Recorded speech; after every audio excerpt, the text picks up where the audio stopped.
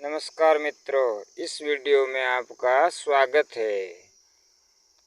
पूरे महाभारत के युद्ध के दौरान द्रौपदी कहाँ रहती थी और गांधारी एवं कुंती क्या कार्य करती थी।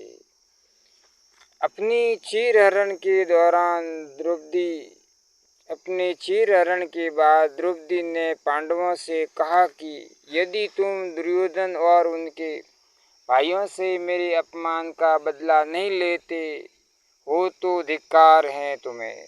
द्रौपदी ने पांडवों से कहा कि मेरे केश तक खुले रहेंगे जब तक कि दुर्योधन के खून से इन्हें भिगो नहीं लेती। उस समय द्रौपदी ने ऋतु स्नान नहीं था। इस घटना ने पांडवों को झकझोर दिया था। उस समय द्रौपदी के ऋतु स्नान काल था। इस घटना ने पांडवों को झकझोर दिया था, जिसके चलते कुरुक्षेत्र का युद्ध हुआ था। सवाल यह है कि युद्ध के समय द्रौपदी कहाँ रहती थी और कुंती एवं गांधारी क्या कार्य करती थी। चीरहरण के समय भीम ने कसम खाई कि मैं दुर्योधन की जांघ को गदा से तोड़ दूंगा और दुशासन की छाती को चीरकर उसका रक्तपान करूंगा। चीरहरण के दौरान कर्ण ने द्रौपदी को बयानी की जगह कहा। कर्ण ने द्रौपदी को दुर्योधन की जांघ पर बैठने के लिए कहा। जो स्त्री और द्रौपदी को कठोर मर्म कहे। जो स्त्री 5 पतियों के साथ रह सकती है उसका क्या सम्मान है। जो स्त्री 5 पुरुषों के साथ रहती है वह वेश्या होती है और वेश्या का मान क्या और अपमान क्या। यह बात द्रौपदी को ठेस पहुंचा गई और वह हर समय अर्जुन को कर्ण से युद्ध करने के लिए उकसाती रही। भीम ने ही द्रौपदी और चीरहरण के बाद 100 कौरवों का अंत करने का वचन दिया था। भीम ने द्रौपदी को चीरहरण होने के बाद 100 कौरवों का अंत करने का वचन दिया था और उसी ने 100 कौरवों का वध कर वचन पूरा किया।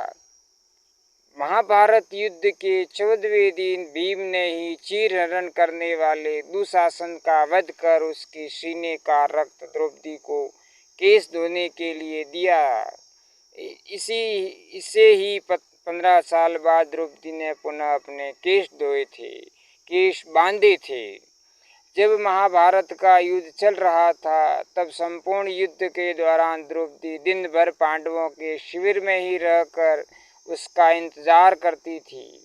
रात में 5 पांडव उसे बताते थे कि आज युद्ध में क्या हुआ। कुंती और गांधारी किसी विशेष मौके या घटना के समय ही युद्ध शिविर या कुरुक्षेत्र के मैदान में आती थी। महाभारत में रोज हजारों लाखों योद्धा मारे जाते थे। रोज के युद्ध के अंत में सभी योद्धाओं का दाह संस्कार कर दिया जाता था।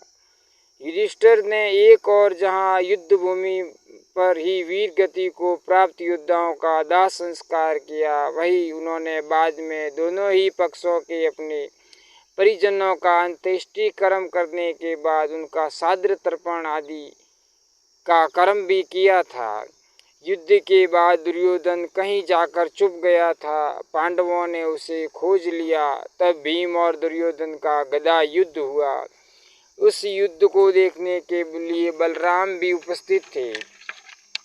भीम कई प्रकार के यत्न करने पर भी दुर्योधन का वध नहीं कर पा रहे थे, क्योंकि दुर्योधन का शरीर वज्र के समान कठोर था।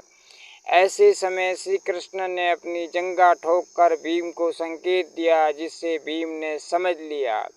तब भीम ने दुर्योधन की जंघा पर प्रहार किया और अंत में उसकी जंघा उखाड़ कर फेंक दी। बाद में दुर्योधन की मृत्यु हो गई।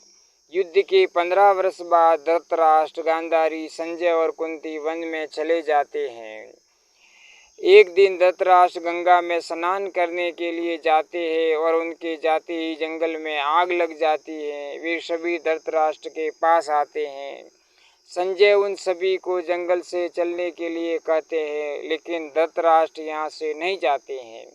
गांधारी और कुंती भी नहीं जाती हैं। जब संजय अकेले ही उन्हें जंगल में छोड़कर चले जाते हैं तब तीनों लोग आग में झुलस कर मर जाते हैं। संजय उन्हें छोड़कर हिमालय की ओर प्रस्थान करते हैं जहाँ वे एक सन्यासी की तरह रहते हैं। 1 साल बाद नारद मुनि युधिष्ठिर को यह दुखद समाचार देते हैं। युधिष्ठिर वहाँ जाकर उनकी आत्म शांति के लिए कार्य करते हैं।